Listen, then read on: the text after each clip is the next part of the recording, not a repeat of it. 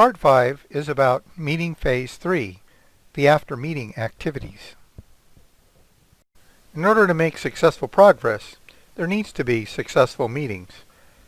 And one of the things that makes meetings successful is people getting things done between meetings so that the next meeting is productive. So we must leave each meeting with clear action items and expectations and an efficient method for preparing for the next meeting. So the two considerations in this part are coming up with action items at the end of the meeting and then the activities between meetings. Now we're going to expand a little bit on what to do at the end of the meeting. This was mentioned a little bit in the last part. What you do at the end of the meeting will determine whether or not you're going to be on track to have a successful next meeting. So we have 4 sources of items that can go into action items for the next meeting. The measures and problem-solving discussion, the action items that were covered could remain, something that needs more action.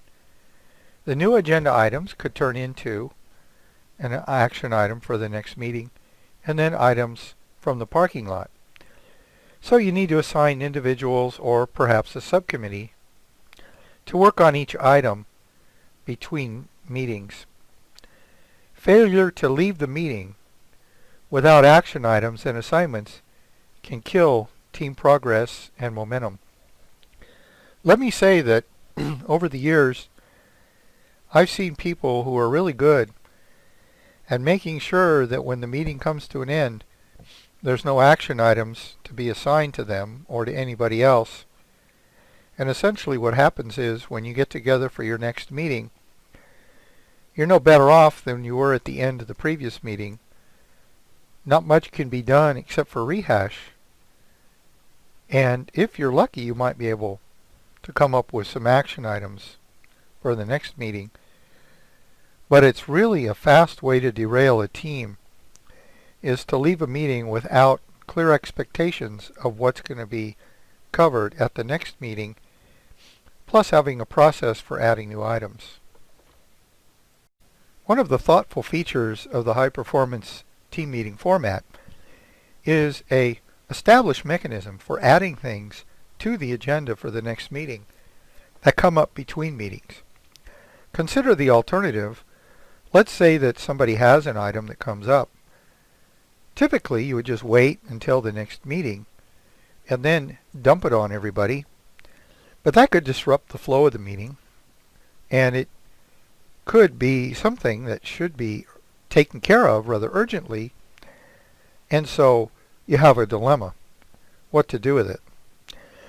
With the high-performance team meeting format, the person with the item contacts the team leader who's assigned for the next meeting and gives them a description of the item, how many minutes that it will take to cover it, and a priority rating, A being highest priority, requiring action soon, B meaning critical or important, but it could be delayed, and C meaning it's important but not critical and can be delayed.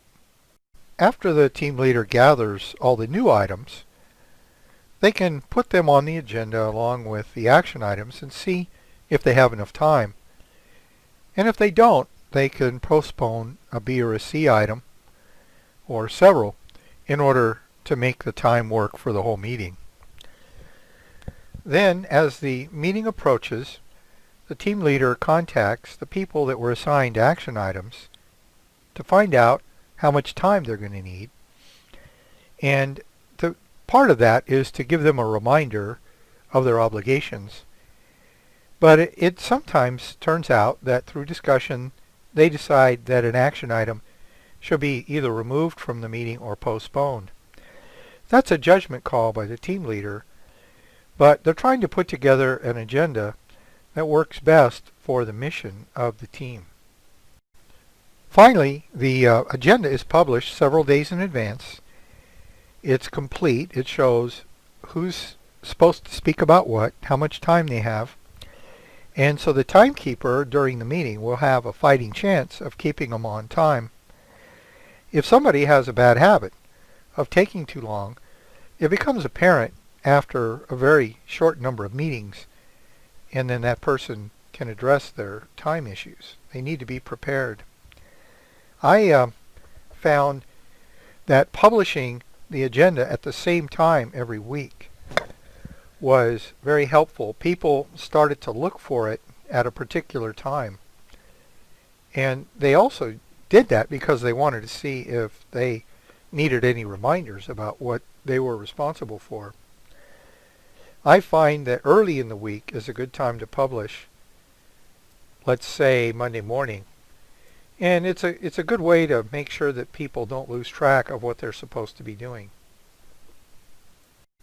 I've included the sample agenda item from the last part again to talk about how to handle an action item that comes and goes from the agenda. You can create a space for it and leave it on there, such as Plan Advising Workshop, item 6 on the agenda. And in weeks when it is an active agenda item, bold the date and the item that's going to be covered. And then on weeks when it's not an active agenda item, unbold it and put 0 minutes for the time. That way, not only is it easy to maintain, but you can kind of see what the last progress was.